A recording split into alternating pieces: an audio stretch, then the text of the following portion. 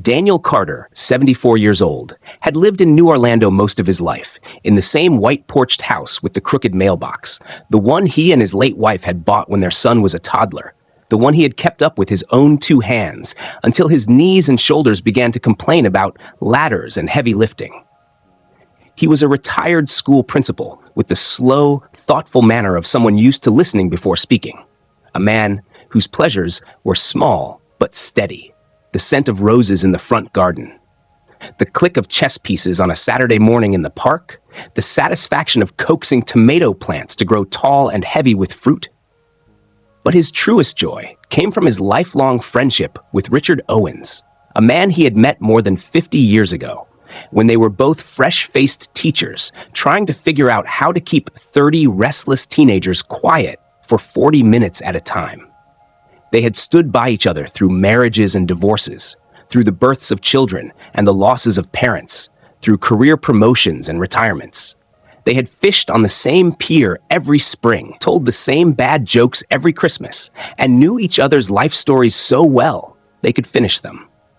Then, 2 months earlier, Richard had moved overseas to Ireland to be closer to his daughter. And while Daniel missed him terribly, they kept in touch with regular phone calls and long, rambling letters that sometimes took weeks to arrive. The call from Ireland came 3 weeks ago and cracked Daniel's world open. Richard had died suddenly of a heart attack, gone before anyone could say goodbye. Richard's daughter had called him directly, her voice thick with grief, telling him the funeral would be in a small village church outside Galway, and that Richard had often spoken of wanting Daniel there, if the worst ever happened. Daniel didn't hesitate. He booked the first flight he could manage, packed his best black suit, and tucked into his suitcase a small photograph of the two of them at age 25. Standing side by side with sleeves rolled up and grins wide after building a community garden for their students. The trip to Ireland was long and hard on his body. Hours waiting in airport chairs, stiff from sitting on planes, his back aching from lifting luggage. But when he stood in that old church with the stained glass casting colors on the worn wooden pews, he knew it had been worth every mile. He spoke at the service, telling stories of their decades-long friendship, stories that made the mourners laugh even as they dabbed their eyes. And when the coffin was lowered into the ground in the misty Irish air, he rested his hand on it and whispered, "Goodbye, old friend. You were my brother in all the ways that mattered." He stayed a couple more days to help Richard's daughter with the tangle of paperwork that follows death, walking with her to council offices and banks, standing quietly beside her in grocery stores when she realized she was reaching for things Richard liked, but she no longer needed to buy. Finally, exhausted in body and heart, Daniel began the long journey home. By the time his final flight began its descent into New Orlando, he had been awake for almost 30 hours, his eyes gritty, his thoughts slow, and his only wish was to see a familiar face waiting for him on the other side of the glass doors at the arrivals hall. As the plane taxied toward the gate, he took out his phone and opened the family group chat that included his wife Linda, his son Mark, and his daughter-in-law Claire. His thumbs hesitated for a second. He didn't want to seem like a burden, just a man asking for something simple. Before he typed, "Flight lands at 5 p.m. Can someone pick me up?" He imagined Linda smiling and saying she'd be there, maybe Mark waving from the car at the curb. The reply came faster than he expected. Linda wrote, "We're busy.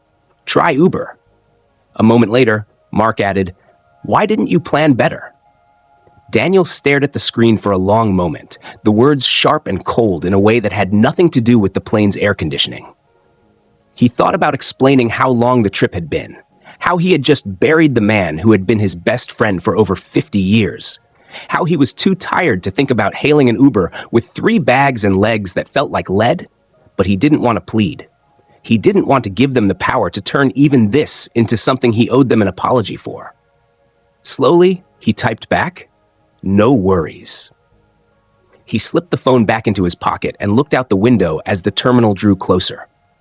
The Florida sky was painted with streaks of gold and pink, the kind of sunset people take pictures of, but Daniel felt no urge to reach for his camera. He felt instead a slow, quiet heaviness settling in his chest, a weight he didn't try to shake off. All around him, people unbuckled seatbelts, stretched, joked about traffic and dinner plans. Somewhere up ahead, a baby cried. A man sneezed twice in the row behind him. The flight attendants thanked everyone for flying. Daniel adjusted his hat, stood carefully, and joined the slow shuffle toward the front of the plane, gripping the seatbacks as he moved forward.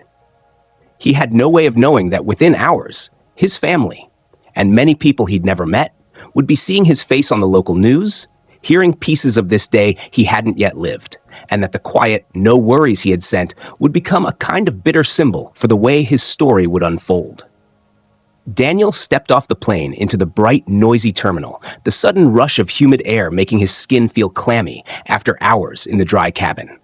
He moved slowly toward the baggage claim, letting the crowd stream around him. Families rushing to reunions, business travelers striding with only a carry-on, young couples with matching backpacks and tangled hands. The carousel clanked to life and began spitting out suitcases, some battered, some gleaming with new tags. He spotted his, black with a green ribbon tied to the handle, only after it had made nearly a full circle. Lifting it pulled at his shoulder, reminding him he wasn't 30 anymore. His phone buzzed in his pocket, and for a moment he thought, maybe they've changed their minds, maybe someone is here after all. But when he pulled it out, the message was from Mark. Traffic is crazy anyway. Uber is faster. No warmth, no welcome home. No, how was the trip? He didn't reply. Instead, he tapped the rideshare app and winced at the surge pricing notice, $25 extra just to get home at this hour. He clicked confirm anyway. Estimated wait time, 17 minutes. He pushed his suitcase toward the pickup zone, weaving around a small boy lying on his stomach, pretending the moving walkway was a racetrack. Outside, the air felt thicker, heavy with the smell of exhaust and the faint sweetness of a nearby bakery kiosk. A young woman in an airport vest approached him, her dark hair pulled back neatly. "Need help with your bag, sir?"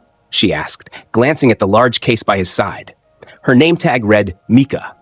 Daniel gave her a polite smile and said, "I'll be fine, thank you. Just a long day."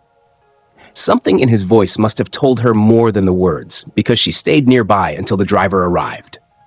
The car pulled up, gray sedan, a few dings in the bumper, and the driver, a man in his 30s with kind eyes, hopped out to load the bag.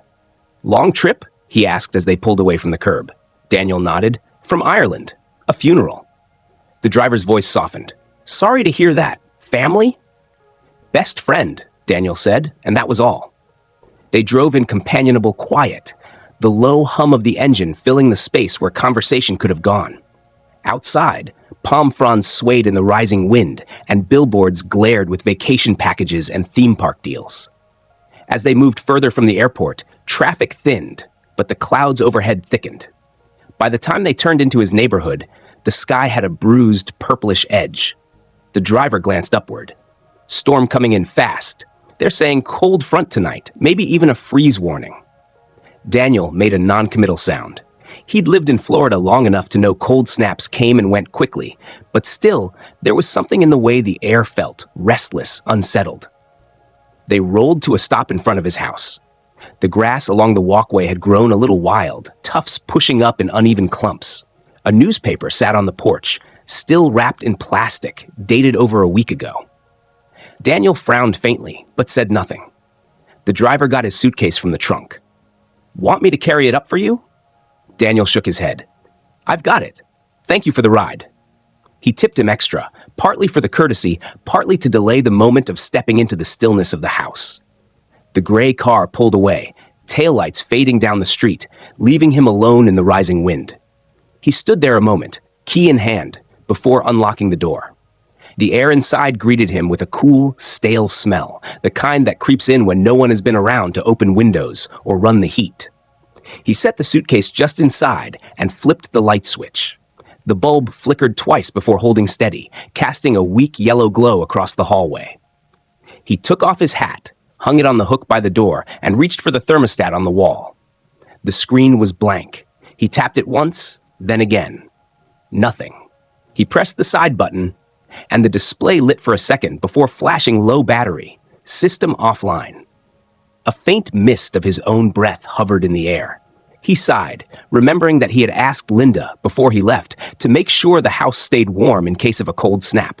Either she had forgotten or decided it wasn't worth the trouble. In the kitchen, he found the emergency battery pack in the junk drawer everyone has. Old keys, rubber bands, tape, and loose coins. He replaced the thermostat batteries, but a new error message appeared. Furnace fault, call service. Daniel rubbed his temples. He was too tired to deal with it now. He'd call in the morning. He opened the fridge, hoping for a quick meal, but the sour smell made him shut it immediately. The milk was expired.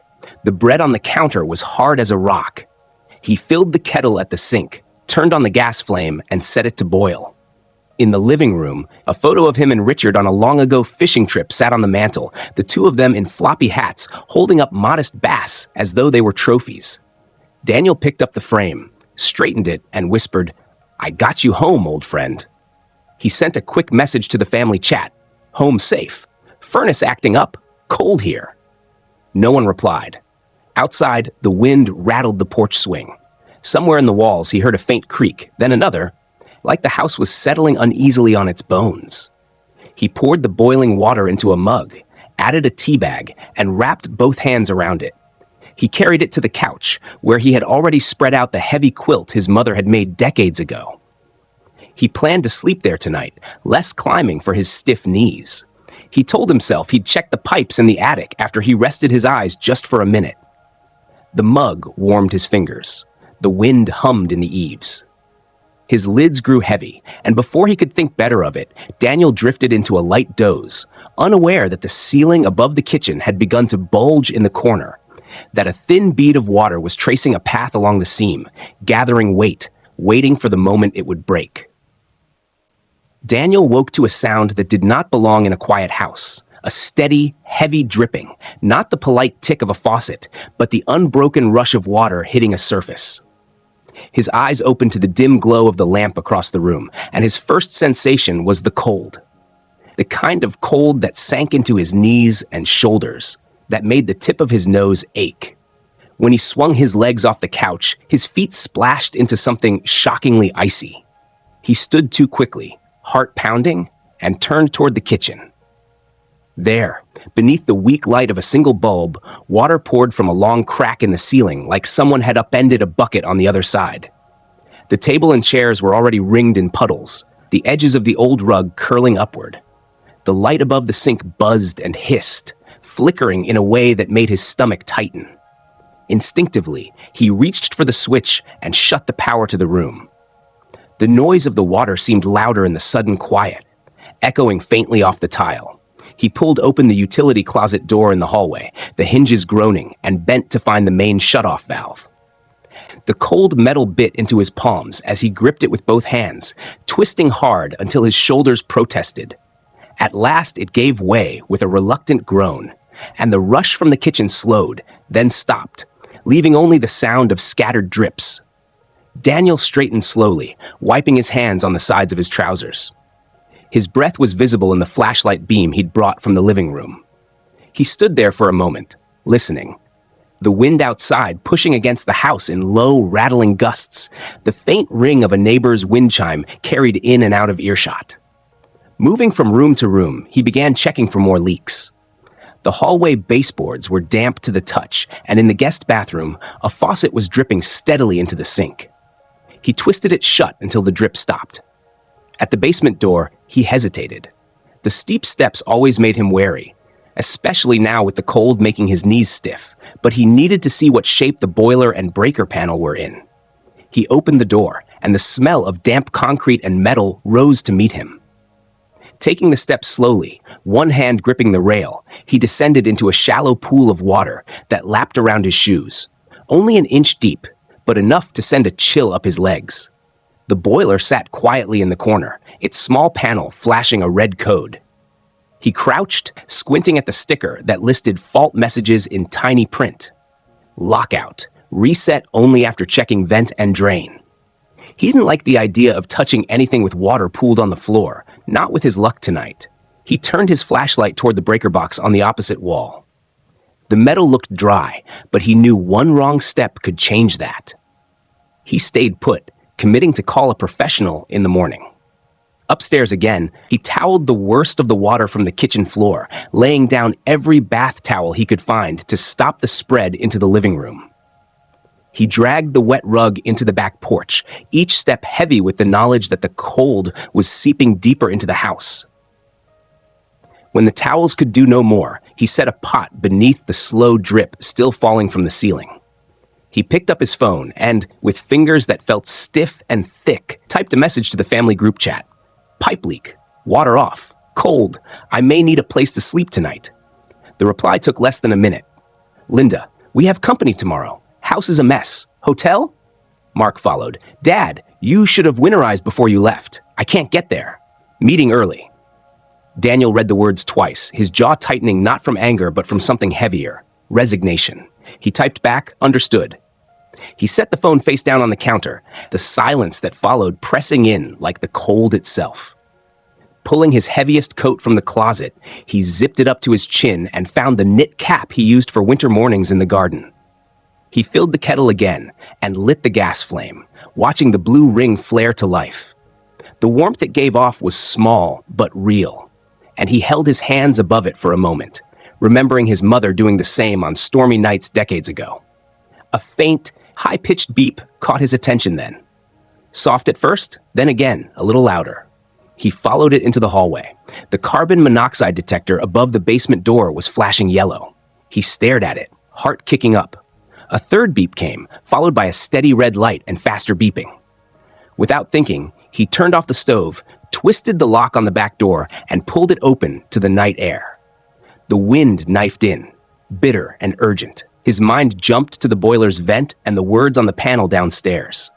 He stood in the doorway, caught between the biting cold outside and the growing danger inside, wondering how quickly carbon monoxide could build, wondering if he should leave the house altogether right now. The idea of knocking on a neighbor's door at this hour flashed in his mind, then faded just as quickly. He hated the thought of showing up shivering and dripping on someone's doormat, of explaining why his own family couldn't take him in for the night. Instead, he decided to open windows, let the air flow, and check the basement vent from outside. He fetched the old garden trowel from the shed, its handle worn smooth from years of planting, and shuffled along the side of the house where the cold bit hard through his coat. He found the vent and the drain beside it crusted with ice and packed with dead leaves. Kneeling, he pried the cap up, scooping out the mess with numb fingers. Each breath came in quick clouds. By the time he stood again, his knees ached and his fingertips burned from the cold. Inside, the beeping hadn't stopped. The red light blinked steadily. He opened more windows, the air inside now as sharp as the wind outside.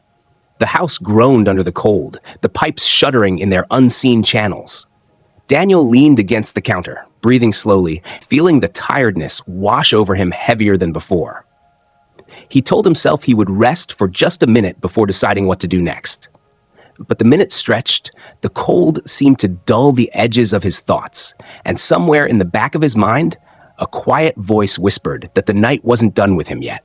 Daniel stood at the kitchen counter, the cold numbing his fingers despite the coat zipped up to his chin, and tried to will himself into action, but his body felt heavier with each passing minute. The carbon monoxide detector continued its steady beeping, showing a sound that wormed its way into his ears and refused to leave, and every red blink from the little device felt like a warning he wasn't moving fast enough. He knew he should go outside, find somewhere warm and safe until morning, but pride and stubbornness rooted him to the spot. This was his house, the one he had kept in order for decades, and leaving it like this, cold, dripping, and dark, felt wrong. The wind outside pressed against the windows, whistling through the cracks, rattling the porch swing on its chains, carrying the smell of damp earth and something metallic from the storm drains. Daniel forced himself toward the basement door, flashlight in hand, determined to take one more look at the breaker panel to see if he could at least restore partial heat or shut down the boiler completely. The wooden steps were slick with moisture tracked up from earlier, and he held the rail with a tight grip as he descended, each creak under his weight sounding sharper in the chill air. The basement smelled worse now, wet concrete, rust, and the faint, acrid scent of machinery under strain. The shallow pool of water from earlier was still there, shimmering in the flashlight beam, and the boiler's panel continued to flash that unyielding red code. Daniel turned toward the breaker box on the far wall, its metal door just out of reach across the slick floor, and took slow, deliberate steps to avoid slipping.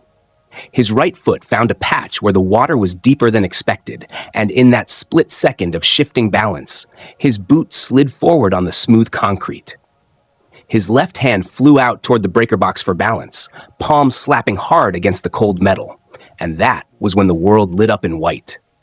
A shock like a whip cracked through his arm, fast and hot, locking his muscles in place for an instant before hurling him backward into the dark. He landed hard, his shoulder smacking against the floor, the back of his head clipping the edge of a wooden shelf. The flashlight clattered away, spinning to a stop so it shone in a weak circle on the opposite wall, leaving him half in shadow. For a moment, all he could hear was the ringing in his ears and the uneven thump of his own heartbeat. His right arm tingled fiercely, his fingers twitching as though they were waking from a deep sleep, and a warm wetness slid down from his temple toward his ear. He lifted his hand and saw the faint shine of blood on his fingertips in the flashlight's dim glow. He tried to sit up, but the basement swayed around him like the deck of a boat, and the cold that had been gnawing at him earlier now felt like it was settling deep into his bones. Somewhere above, the carbon monoxide detector beeped again. Short, urgent bursts this time, and he realized the air in the basement felt heavier than it had minutes ago, harder to pull into his lungs. His breath came shallow, each inhale edged with a faint dizziness that made his head swim. He knew the signs, had read about them in safety pamphlets: confusion, headache, weakness. The voice in his head told him plainly, "Leave now," but his body didn't want to listen. He rolled onto his side, pushing himself up inch by inch, his knees protesting as he got to a crouch. The stairs loomed in front of him, 12 steps that had never looked so far away. He took the first slowly, gripping the rail, then the second, feeling the weight of his own body pull against him. By the fifth step, his vision blurred at the edges, dark patches creeping inward like ink in water. He stopped, head bowed, trying to breathe deeper, but the air felt thick, unhelpful. Somewhere far off, as if from another house, he thought he heard the faintest knock or thud, but it was swallowed quickly by the hum in his ears. He pushed himself onward, sixth step, seventh, until he reached the top and stumbled into the hallway. The living room seemed colder now, as if the open windows had been letting the storm in faster than they let the danger out. His legs trembled as he made his way to the couch, dropping onto it with a soft grunt, the cushions dipping under his weight. He wanted to stand again, to grab his phone from the kitchen counter, but even the thought of crossing the room made his chest feel tight. He leaned back, eyes closing, the distant beeping fading under the growing roar in his head. It would be so easy to just rest here until morning, he told himself. Just a short nap. Outside, the wind picked up, carrying a burst of rain against the windows, the sound like dozens of tiny fingers tapping to be let in. Across the street, unseen by him, a porch light flicked on. Diane Alvarez, his neighbor, was looking out from her kitchen window, frowning at the sight of Daniel's open back door and windows gaping into the cold. She could see the shine of water glistening on his porch steps under the street lamp. Inside his house, Daniel's breathing slowed, his fingers and toes numb, the room drifting further from him with each shallow inhale. The sound of knocking came again, louder this time, but he couldn't bring himself to open his eyes. His last clear thought was of Richard, standing beside him on a sun-warmed dock, holding a fishing pole, grinning like he'd just told the best joke in the world. Daniel wanted to tell him something, but the words wouldn't form.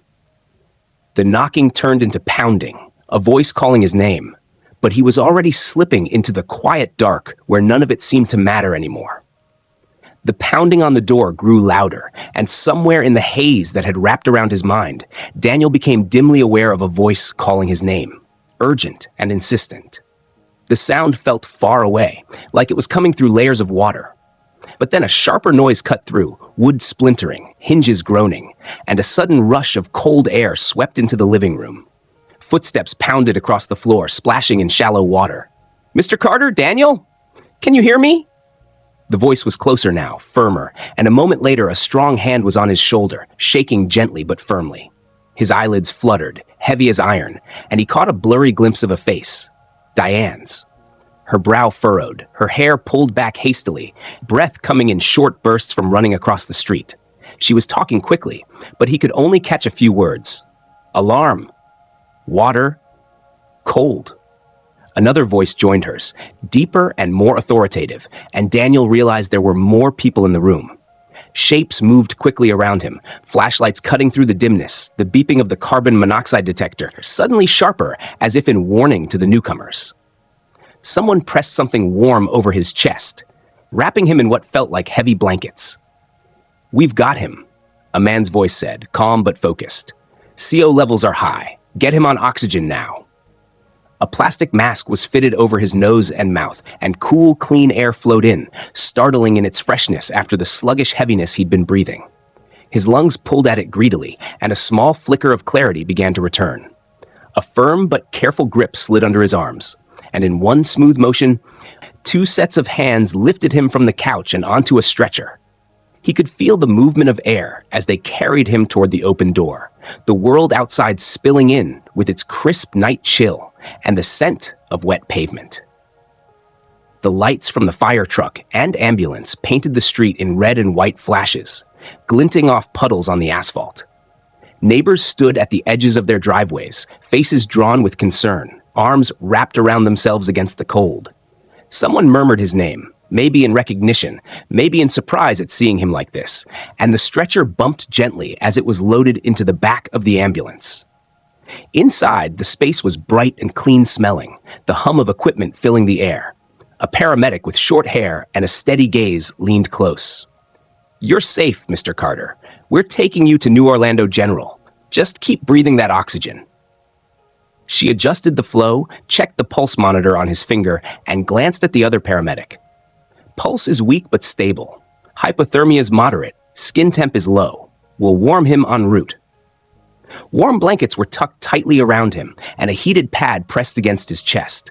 The gash on his temple was gently examined, the sting of antiseptic making him flinch, and then a light shone briefly into his eyes. "Small concussion, likely from the fall," the paramedic murmured. "Electrical burn on the right hand. Keep an eye on that." The ambulance jolted into motion, siren wailing, the sound echoing through Daniel's bones. He closed his eyes against the blur of passing streetlights, listening instead to the rhythm of the siren and the low murmur of the crew. The oxygen filled his lungs more easily now, pushing away the fog inch by inch, and with it came the memory of why he had been in the basement at all. The drip of water, the cold creeping in, the error code on the boiler. He thought of the family group chat, of the unanswered request for a place to stay, of Linda's tidy dismissal and Mark's tidy blame. The thought brought no anger now, only a quiet acceptance, as if the cold had frozen the last of that heat away. The ambulance slowed and turned, the change in motion telling him they were close. Moments later, they backed into the bay at the hospital, the rear doors swinging open to reveal a team in blue scrubs, waiting under bright lights. Hands guided the stretcher smoothly down the ramp and through a set of automatic doors into the warm, antiseptic-scented air of the emergency department. Voices overlapped, blood pressure readings, oxygen levels, temperature checks, as they moved him into a curtained area. A nurse named Joy introduced herself in a warm voice, checking the bandage on his head and adjusting the blankets. "You're doing well," she said. "We're going to get you warmed up, check your heart, and make sure there's no serious injury from the shock." Daniel nodded faintly, the edges of the world still hazy, but now grounded in a sense of safety. He heard Diane's voice somewhere beyond the curtain, talking to someone from the fire department about finding his door open, about the water on the porch steps, about hearing the carbon monoxide alarm and knowing something was wrong. Her words carried a mix of urgency and guilt, as though she were scolding herself for not checking sooner. A doctor arrived to examine him, his questions gentle but precise. Did Daniel remember losing consciousness? Any chest pain? Could he feel his fingers and toes? The answers came slowly, each one checked against the doctor's nods. Tests were ordered, blood work, a CT scan for his head, an EKG for his heart, And while they waited, a hospital volunteer brought a mug of warm broth, steam curling up to warm his face. It tasted of salt and comfort, and he drank it slowly, each swallow a reminder of the heat returning to his body. Outside his curtained space, the ER bustled with the chaos of a storm night. Slips and falls, burst pipes, cold weather breathing troubles. But in his small corner, Daniel felt cocooned. Yet the flicker of mystery remained. How quickly it had all unraveled from a quiet night to this. How a single no-worries text could hide the truth of someone sitting alone in the cold, listening to water drip and alarms beep. And somewhere in the back of his mind, without his asking, he wondered if Linda and Mark had seen the lights outside his house, if they had noticed at all. That answer was still to come, and it would not be the kind he expected. While Daniel rested in the curtained ER bay, his body wrapped in warmed blankets and his oxygen flow steady, the hospital around him continued its storm night rhythm, staff weaving between patients like a practiced tide.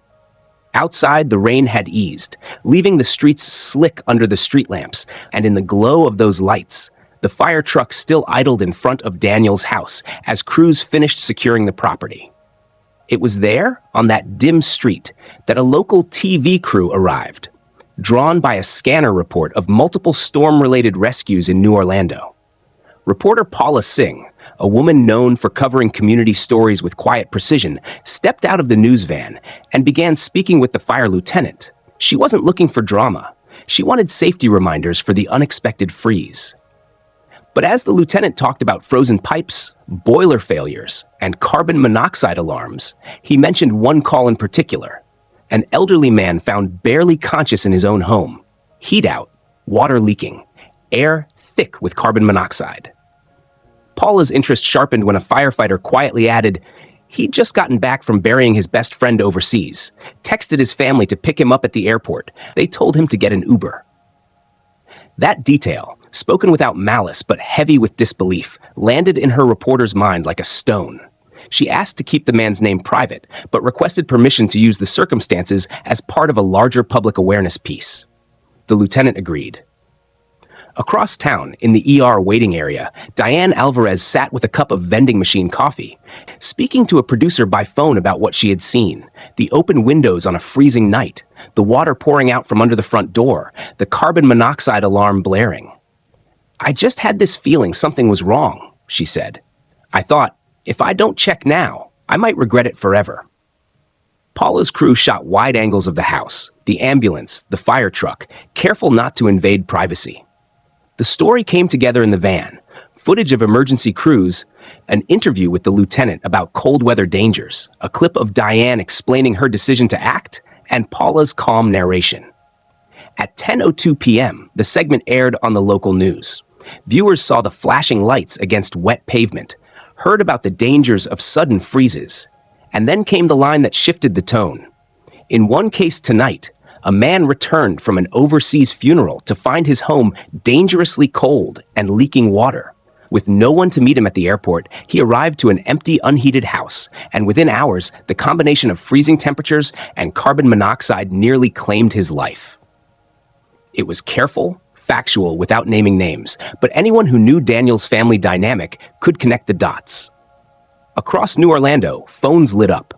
In a modest condo on the other side of town, Mark stared at the TV in disbelief, the image of the white porch and crooked mailbox filling the screen. "Is that Dad's house?" he texted Linda. "I think so," she replied, fingers flying across the screen. "We're going to the hospital now." She added a quick note to the family group chat. "On our way." At the same moment, friends and distant relatives were sending messages, some to Daniel's phone, which still sat in a sealed hospital bag, others directly to Linda and Mark, asking what had happened, why no one had been there for him. By the time Linda and Mark pushed through the ER's sliding doors, both were pale, tense, and speaking in clipped tones. Joy, the nurse, met them at the entrance to Daniel's curtained bay. "He's stable," she said. "He's resting now. We've treated the hypothermia, given oxygen, and we're monitoring for concussion and any after effects from the carbon monoxide exposure." Linda's relief was immediate, but mixed with agitation. "We saw the news report," she said quickly. "It makes it sound like we abandoned him, which is completely untrue." Joy gave a neutral nod, stepping aside so they could see Daniel. He was propped slightly on the bed, the oxygen tubing in place, eyes half open but watchful. Mark stepped closer. "Dad, we came as soon as we saw the report. We didn't know it was that serious." Daniel studied his son's face for a moment, then glanced at Linda. "I asked for a ride," he said, his voice quiet but steady. Linda's expression tightened. "We were busy. You should have planned." She stopped when Joy adjusted the blankets and spoke firmly. "Right now, Mr. Carter needs rest and a safe plan for the next 48 hours. With his concussion, he can't be left alone. He'll need a warm environment, minimal stress, and someone checking on him regularly." Linda's voice softened in an instant, turning to the nurse. "Of course, he'll come home with us. We'll take care of him." Joy didn't write that down. Instead, she looked directly at Daniel. "What would you like to do?" she asked. It was a simple question, but it shifted the air in the small space. Daniel's eyes moved between his wife, his son, and the nurse. "I'd like to hear all the options," he said. Mark frowned. "Dad, this isn't the time to make a big statement. People are already talking." "They're talking because they saw what happened," Daniel said. "They're talking because they understand something you don't seem to." Linda leaned forward, her voice low but tense. "So you'd rather stay with strangers than your own family?" Daniel shook his head gently. "I'd rather stay somewhere I feel safe." Joy nodded, her pen ready. "We have a short-term hotel stay available through a community program. Volunteers can help with meals, rides, whatever's needed while your home is repaired. Or you can go with family, if you choose." The word choose hung in the air like a weight. Daniel took a slow breath, feeling the warmth of the blankets, the steadiness of the oxygen in his nose, and said, "The hotel, please." Neither Linda nor Mark spoke immediately. The monitor beside Daniel's bed beeped steadily, the only sound in the pause that followed. Joy made a note, her expression calm. "All right," she said. "We'll arrange it." Out in the hall, Linda's phone buzzed again with another message from a friend who had seen the broadcast. "Why didn't you check on him?" Mark muttered something about damage control. Daniel closed his eyes, letting their voices fade. The choice was made, and for the first time in days, he felt a measure of control returning. Somewhere, he knew, the story would keep moving without him, on screens, in conversations, in the whispers of neighbors. But here, in this curtained space, the next chapter would be his to decide. The next morning, the light in the ER bay was softer, filtered through the half-drawn curtain, but the tension in the air had not eased. Daniel lay propped against his pillows, his breakfast tray mostly untouched, the steam from a cup of tea curling lazily upward. Linda sat in the corner chair, arms folded tight, her mouth a thin line, while Mark stood near the foot of the bed, phone in hand, scrolling as if the answers to everything might appear in his notifications. Neither had said much since arriving, though Daniel could feel their eyes on him in short glances. The night nurse had already briefed the day team, and now Joy returned with the hospital social worker, a woman named Karen Patel, carrying a folder. "Mr. Carter." Karen began in a steady, professional tone. "We've confirmed that the community program can offer you a 2-week stay at the Riverside Hotel while your home is repaired. Meals and transportation will be provided, and volunteers will check in on you daily. The plumbing and heating company has already scheduled work to begin this afternoon." Daniel nodded slowly, the words settling over him like a warm blanket. Linda shifted in her chair, her voice edging in. "That's very nice, but completely unnecessary. He'll come home with us. We have a guest room ready, and I can rearrange my schedule to be there." Karen glanced at Daniel, not Linda. "It's your choice," she said. Mark pocketed his phone and stepped forward, his tone tight but measured. "Dad, I think you're making this into something bigger than it is. This whole thing with the news, it's already hurting our reputation. People are making assumptions. If you come with us, it shows everyone we're united." Daniel's eyes lifted to his son's, and he let the silence stretch just long enough for Mark to shift uncomfortably. "You're thinking about what people will say," Daniel said at last, his voice calm but anchored. "I'm thinking about what I need." Linda's eyes widened as if she'd been slapped. "We've always been there for you," she said quickly. "Maybe not in the exact way you wanted, but—" Daniel raised a hand slightly, and to his surprise, she fell silent. "When I asked for a ride from the airport, I wasn't asking for the moon," he said. When my house was freezing and leaking, I wasn't asking for a parade. I asked for help, and you gave me reasons why you couldn't. You didn't ask if I was all right. You didn't ask if I had heat or food or a place to go. You only asked why I didn't plan better. He spoke without bitterness, each word slow and clear, and the quiet in the small room felt heavier with every sentence. Mark opened his mouth, but Daniel continued. This isn't about punishment. This isn't about shame. It's about recognizing that I cannot rely on you in the ways I once hoped I could. And that means, for my own well-being, I have to make different choices. Linda's cheeks flushed a deep pink. So what, you just cut us out? She asked, her voice rising slightly. After all these years? Daniel shook his head gently. I'm setting boundaries, he said. That means I decide where I spend my recovery and with whom. Right now, that's with people who will check on me because they care about my safety, not because they're worried about appearances. Karen stepped in smoothly. We'll arrange transportation from the hospital to the hotel once you're discharged this afternoon. The volunteers have already stocked the room with basic groceries and supplies. Linda exhaled sharply, as though the decision had been a personal insult. This is ridiculous, she muttered. You're choosing strangers over your own family. I'm choosing kindness over obligation, Daniel said, meeting her eyes. I'm choosing a safe place over one where I have to wonder if my needs are an inconvenience. Mark's jaw worked, but no words came. He looked down at the floor, then muttered something about needing to make a call, slipping out through the curtain. Linda stayed another minute, her gaze darting between Daniel and the folder in Karen's hands. You'll regret this, she said finally, her tone not cruel, but certain, as if she believed it to be an inevitable truth. Daniel's voice stayed steady. Maybe, he said, but if I do, it will be my choice to regret. Karen began outlining the discharge steps, the paperwork that needed signing, and the schedule for follow-up visits. Linda stood abruptly, her chair scraping against the tile. I'll be in the waiting room, she said, and left without looking back. The quiet that followed was not unpleasant. Daniel felt a slow breath leave his chest, the kind that carries away something heavier than air. Karen smiled faintly, sliding the folder onto the side table. It takes strength to say what you did just now, she said.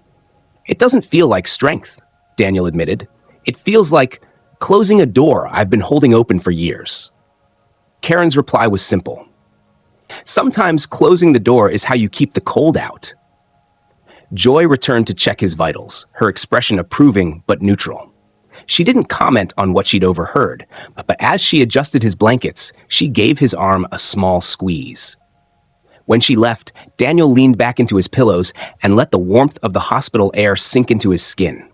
Knowing that in a few hours, he would be somewhere new, somewhere he hadn't chosen out of habit or duty, but out of a genuine belief that it was the right place for him. For the first time since stepping off that plane, he felt the faint outline of peace forming, and he realized that was worth more than any show of unity for the sake of a watching world. That afternoon, after the discharge papers were signed and the IV line was removed from his arm, Daniel was wheeled to the hospital entrance, where a community volunteer named Felicia waited beside a warm sedan, the heater already running. She was in her 60s, with silver hair tucked neatly into a knitted hat, and she greeted him with the kind of smile that carried no obligation, only welcome. I've got you a room at the Riverside Hotel, she said, loading his small overnight bag into the trunk. They've stocked it with groceries and extra blankets. You'll be warm and safe there. The drive took them past the slow-moving river that gave the hotel its name, the winter light glinting off its surface in ripples of silver and pale gold. Inside the hotel lobby, a young clerk checked him in quickly, handing him a key card and a small welcome basket filled with tea, crackers, and a handwritten card. We're glad you're here, Mr. Carter. Rest well. The room itself was simple but comfortable. Fresh sheets on the bed, a deep armchair by the window, a small kitchenette with neatly arranged dishes. On the table sat another basket, this one with fresh fruit, a loaf of bread, and jars of soup labeled with their contents and reheating instructions. Daniel set his coat on the chair and stood by the window for a long moment, looking out at the river, moving steadily under the fading light, feeling the warmth of the room seep into his shoulders. That first evening, Felicia returned to check on him, bringing a small electric kettle and a tin of shortbread cookies. They sat in the armchair and side chair, talking about nothing urgent: her time as a nurse, his years as a school principal, the ways New Orlando had changed over the decades. She didn't press him for details about the hospital or the news story, though he could see in her eyes that she knew. Over the next days, other volunteers arrived. Robert from the neighborhood 2 streets over, who offered to drive him to his follow-up appointment. Maria, a retired teacher who brought a jigsaw puzzle and sat with him for an afternoon while the rain tapped against the window. Diane from across the street, who came with a small bouquet of winter flowers and an apology that didn't need words. Each visit stitched something back together in Daniel. Not the old fabric of family expectation, but a new one woven from small acts of kindness.